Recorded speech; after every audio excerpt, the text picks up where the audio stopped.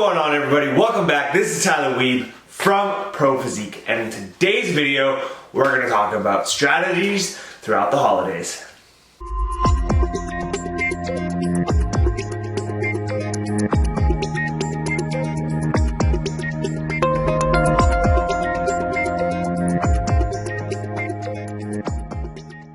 Alright, welcome back, everybody. It has been a couple of weeks.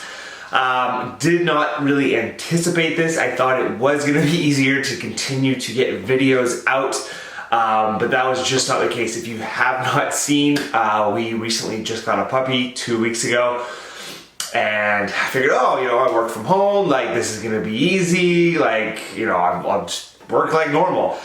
That was definitely not the case. If you want something to take up all of your extra time that you might have, get a puppy. So she's actually upstairs right now sleeping, so I was going to try and get one in here so that we can get back on this train. Now that she's settling down, I anticipate things to get a little bit better as she gets more into a routine. But we are back, and I thought it would be pretty fitting today to talk about the holidays and strategies that we can use to navigate through the holidays. This is always a very crazy time for a lot of people.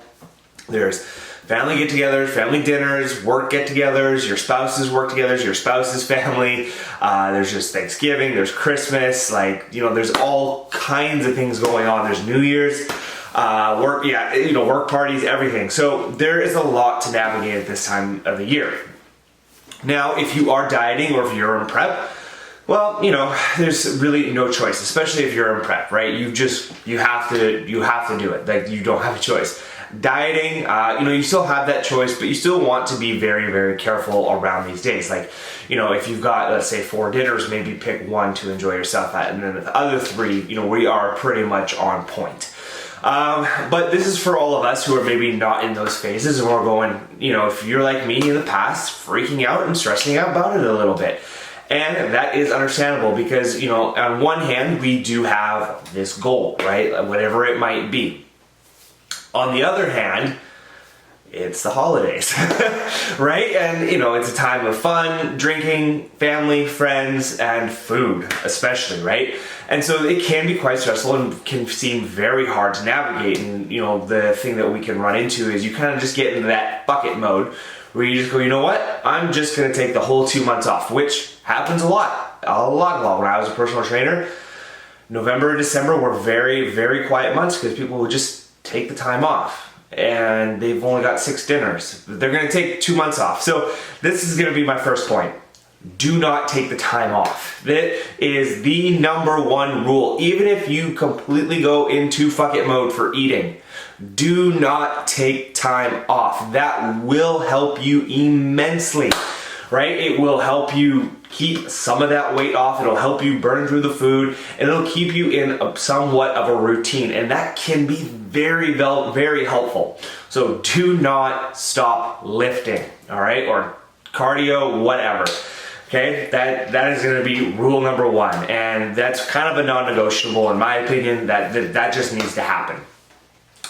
2, be on point when you can. Right? So again, kind of like bringing it back to the last point, and it kind of goes hand in hand, is people would take 2 months off, but they've only got, 6 dinners or, whatever, you know what I mean? Like however many activities you have that fall or during the holidays, that's only 6 out of 2 months. Like, I'm just going to use it as an arbitrary number. There are that many more days that you can be on point, right? So again, when you are able to, and when, during the week you don't have anything, just continue to do what you do, be on point, and that is going to help make room for that X dinner, whatever that might be, Christmas dinner, or Thanksgiving dinner, Thanksgiving, Black Friday, anything like that.